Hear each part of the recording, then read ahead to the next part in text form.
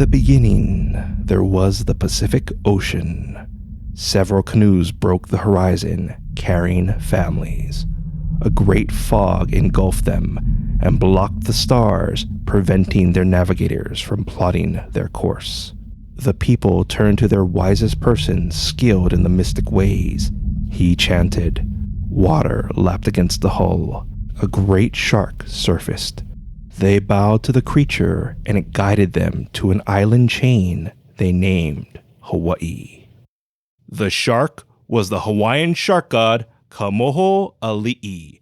And this is Legends from the Pacific.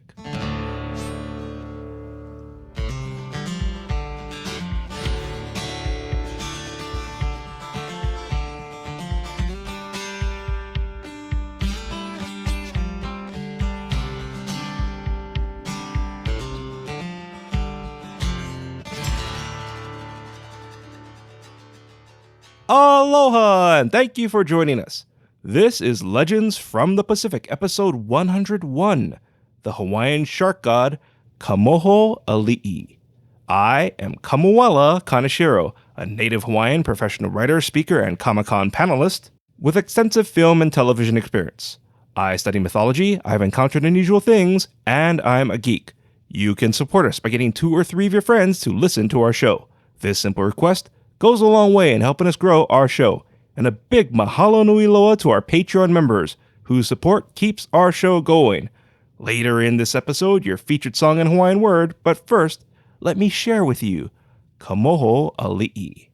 This episode refers to our previous episodes about Pele, Haumea, and the Mo'o. Please consider listening to these episodes if you haven't already, so you may have a deeper appreciation of this episode. Okay, sharks have a strong connection with Hawaii. They are one of the spiritual Aumakua, which is an ancestor who became a spirit animal. This occurred in the Disney film Moana. Moana's grandmother said she had a connection with the stingrays, then became one when she passed. Normally, a family has an Aumakua, and an individual can have a different one. My Aumakua, the pue'o or owl, is different from my family Aumakua. That being said, I was taught an Aumakua could also be a guardian for a place, which may attack trespassers. Aside from shark Aumakua, there are the shark gods, and there's a lot of them. The strong ones become shark gods of an island, but the most powerful shark god who rules them all is the shark god Kamohoali'i. Kamohoali'i was born from Haumea, specifically the top of her head, which means Kamohoali'i is brother to the fire goddess Pele and the ocean goddess Namaka. More on this later. Kamohoali'i can change into a man, commonly married human women, and had children. However, he'd always warn his wives to never feed their children animal meat or flesh. They agreed, but didn't know that if they did, it'd trigger their child's man-eating tendencies. Kamohoali'i helped Pele several times. One such time was when she fled from the ocean goddess Namaka. Pele appreciated Kamohoali'i's help and made a sacred area for him near the northwestern cliffs of her Kilauea domain, which she prevents steam or smoke from touching. The area called Kapali Kapu'o Kamohoali'i, or the sacred cliffs of Kamohoali'i, is said to have a cave where the shark god lives. While Kamohoali'i lives on the Big Island, he frequents the channel between Maui and the uninhabited Kaho'olawe. Kamohoali'i protects fishers. He guides lost canoes home, and as our opening story illustrated, is one story of how Hawaiians found Hawaii. But as stated earlier, there are many Hawaiian shark gods. In ancient Hawaii, the island of Molokai was known for producing the most powerful kahuna, a person skilled in Hawaii's mystic arts. One such kahuna had 2 sons. The kahuna loved his boys. Their large heiau, or place of worship, had a house where they lived, and a house for the ali'i to stay while attending to his sacred rites. The ali'i was respectful and captivated people when he drummed on his 2 drums he kept in his house.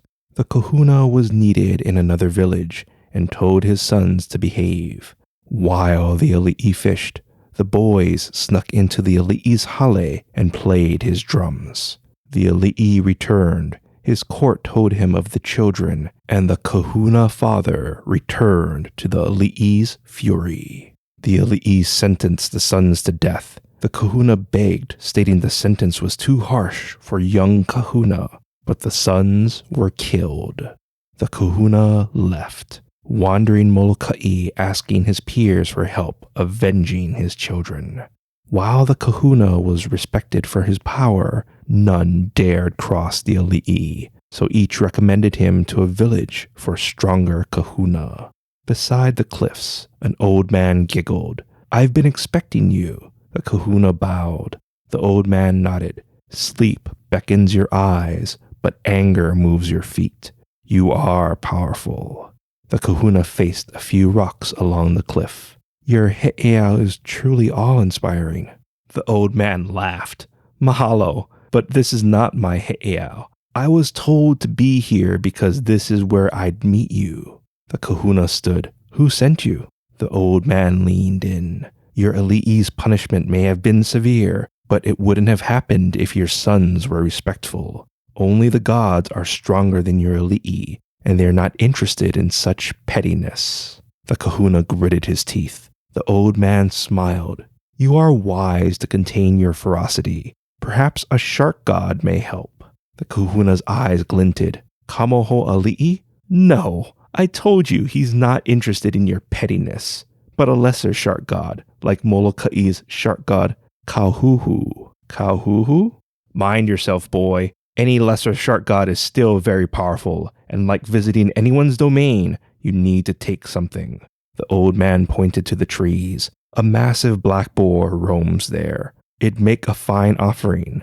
Let's see how skilled you are." The kahuna entered the woods, tracked the boar, and captured it. The old man cheered. "Very good. That was quicker than I thought. Not killing it increased your difficulty and gives Kauhuhu the fate of the animal." The man's leathered hand pointed to the cliff. "Kauhuhu's lair is there. I heard your quest's righteousness in the breeze. Perhaps it will sway Kauhuhu." The kahuna carried the stunned boar down the cliff and entered the cave. Two mo'o dragon warriors hissed. "Look at the foolish trespasser," one growled. "It doesn't matter, brother. We'll kill him before Kauhuhu returns." "Kill me if you wish," the kahuna snarled. "I'll do anything to avenge my sons." The looming mo'o's breath warmed his shoulders. "He's not scared of us, brother." The other nodded. "He is righteous." The kahuna told the dragons about his sons. The mo'o said Kauhuhu would return soon,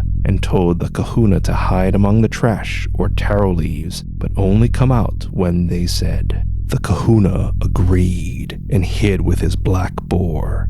Waves crashed against the cliff. A surge slammed against the cave, and something entered. "Master," the mo'os hissed. Footfalls neared. Sniffing echoed. "Master? I smell a human." The kahuna slowed his breathing. "Nonsense, master. Pathetic mo'o. You dare question a shark god?" The boar twitched beside the kahuna. The boar's eye opened and reflected the kahuna. The boar screeched. The kahuna went to grab it, but something snatched the mortal's leg, and he was looking into a mouth with rows of shark teeth. "Great Kauhuhu, please hear my story." The mouth stopped closing. The kahuna was lifted and looked into the dead eyes of the shark god Kauhuhu. "No one's responded before I eat them. Righteousness rings in your words. Speak." The kahuna quickly recalled his story. The shark god faced the mo'o restraining the boar. "And you brought this boar for me?" The kahuna nodded. The shark god lifted the kahuna's wrists and placed him on his feet. "I accept your offering and see your hidden request." The kahuna's jaw dropped. "Great shark god, I have no..." "You wish your children resurrected." Wind keened through the cave. "The most powerful of spells are meaningless without respect. I won't bring them back, but will avenge them for an impossible feat. Do you accept?" A tear rolled from the kahuna's eyes. Yes, the shark god's eyes glowed. Go back to the old kahuna on the cliff. Carry him back to his heiau. Live with him while building a fence around the property. Post kapu staffs and white kapa cloth. Collect 400 black pigs, 400 red fish, and 400 white chickens. Then look to the island of Ni'ihau until a small cloud forms. The shark's eyes dimmed. Now, go in peace, for you are the only mortal to have stood in my presence and lived. Ahui ho, kahuna. The kahuna thanked the shark god and mo'os. He carried the old man back to his heiau, completed the impossible tasks, went to the cliff, and stared at Lanai. The day was clear, as well as the night and the following days. But the kahuna continued his vigil. A white cloud, unlike others, formed. It bellowed and stretched to Molokai. A rainbow stretched across the valley as the cloud reached the mountains and blocked the sun. Winds whipped, the clouds blackened, plunging the lands into darkness. Lightning illuminated the heavens, thunder shook the island, and torrential rain fell. Rushing waters swept the Ali'i to the ocean, where he was devoured by sharks. The kahuna's livestock were accepted by Kauhuhu, and this is why Hawaiians on Molokai say when great clouds gather on the mountains and a rainbow spans the valley, look for fierce storms.